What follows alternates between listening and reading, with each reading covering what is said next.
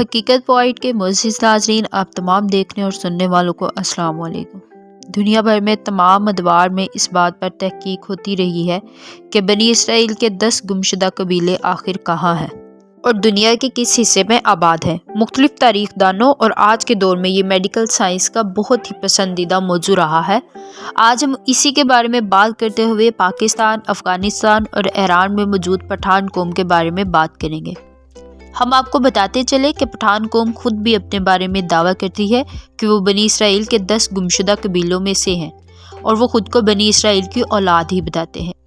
आज की वीडियो में हम मुख्तलिफ तारीखी हवालों और मेडिकल साइंस का सहारा लेते हुए इस बात को जांचने और परखने की कोशिश करेंगे कि पठान कौम का अपने बारे में ये दावा किस हद तक दुरुस्त और किस हद तक गलत है। हम ये जानने की कोशिश भी करेंगे कि असल में पठान कौम का ताल्लुक किस कौम के साथ है और ये कौम यहाँ यानी कि बरसगीर में कब आई। हज़रत याकूब अलैहिस्सलाम के 12 बेटे थे और इन्हीं के औलादे आगे चलकर बनी इसराइल के कबीलों में तकसीम हो गई।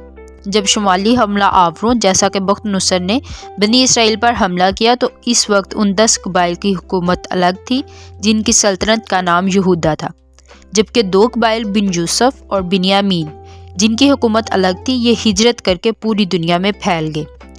इसके बाद पूरी दुनिया में ये सुराग कहीं नहीं मिलता कि ये 10 गुमशुदा कबाइल आखिर कहाँ गए और अब किस इलाके में मौजूद हैं। दुनिया भर में कई अक़वाम अपने आप को बनी इसराइल के उन 10 कबाइल से ताल्लुक़ का दावा तो करती हैं, लेकिन उनमें से किसी के पास भी कोई सबूत मौजूद नहीं है कि पठान कौम भी इन्हीं अक़वाम से ताल्लुक़ रखती है जो अपने आप को बनी इसराइल की गुमशुदा कौम होने का दावा करते हैं। नाज़रीन कराम, पठान पाकिस्तान, अफ़गानिस्तान और ईरान के साथ साथ अब दुनिया भर में बहुत बड़ी तादाद में मौजूद हैं।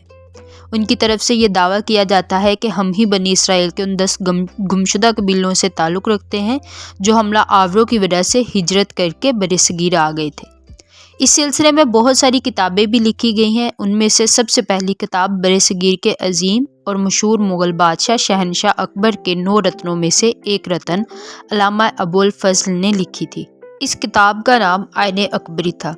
इसके साथ साथ एक पठान मुसन्निफ़ नेमतुल्लाह की लिखी हुई किताब जिसका नाम तारीख़ ख़ान जहानी व मख़ज़न अफ़गानी है। इन दोनों किताबों में इस बात का जिक्र मौजूद है कि बहुत सारे मुहक्किकीन की तहकीक के मुताबिक पठान कौम का ताल्लुक़ आर्या कौम से हो सकता है, लेकिन फिर इन 2 किताबों के आखिर में मुख्तलिफ शवाहिद की बुनियाद पर यह दावा भी किया गया है कि पठान कौम ही दरअसल बनी इसराइल के उन 10 कबीलों की औलादें हैं जो शुमाली हमला आवरों के हमले की वजह से पूरी दुनिया में हिजरत कर गए थे।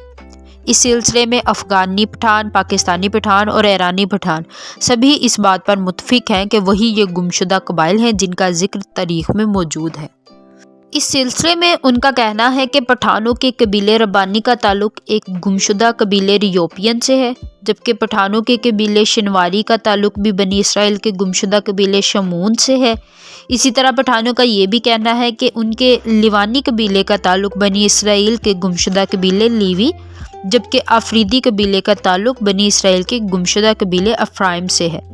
रवायात के मुताबिक नफ्तानी कबीले का ताल्लुक़ उस वक्त के मौजूदा कबीले यानी कि बनी इसराइल के गुमशुदा कबीले नफ्ताली से है कि उनके वज़ीरी कबीले का ताल्लुक़ बनी इसराइल के गुमशुदा कबीले नज़ीरी से है। लेकिन यहाँ पर आपको बताते चले कि ये तमाम बातें सिर्फ़ और सिर्फ रवायात हैं, इनके पीछे कोई भी ठोस सबूत या शजरा नस्ब मौजूद नहीं है जो इन दावों या रवायात को बुनियाद फराहम कर सके। इस सिलसिले में ये जानना भी बेहद ज़रूरी है कि बनी इसराइल के 10 गुमशुदा कबीले खुद कई यहूदी भी कई सदियों से तलाश कर रहे हैं। इस सिलसिले में पूरी दुनिया में तहकीक का अमल जारी है। नाज़रीन कराम, यहाँ हम ये जानते हैं कि इस वक्त बहुत तरक्की कर चुकी है साइंस और इसीलिए साइंसी मुहक्किकीन ने इस मामले में एक और टेक्नोलॉजी का इस्तेमाल किया है जिसे हम जेनेटिक सेप्रोलॉजी कहते हैं। जेनेटिक बायोलॉजी का इस्तेमाल करते हुए पठानों के DNA का मुतालिया किया गया है और इस मुताले के मुताबिक DNA हर इंसान के खुलिये में मौजूद होते हैं और साइंस इस हद तक तरक्की कर चुकी है कि DNA की मदद से ये अंदाज़ा लगाया जा सकता है कि कौन सा शख्स कौन सी नस्ल इंसानी से ताल्लुक़ रखता है, क्योंकि हर नस्ल इंसानी के असरात हमारे DNA में मौजूद होते हैं। इसी सिलसिले में जब साइंस ने पठानों के DNA के मुतालिक तहकीक की तो ये इंकशाफ हुआ कि पठानों का ये दावा कि वो बनी इसराइल के 10 गुमशुदा कबाइल से ताल्लुक़ रखते हैं मुकम्मल तौर पर गलत और बेबुनियाद दावा है। اور اس سلسلے میں بیان کردہ تمام کی تمام روایات بھی جھوٹی ہیں۔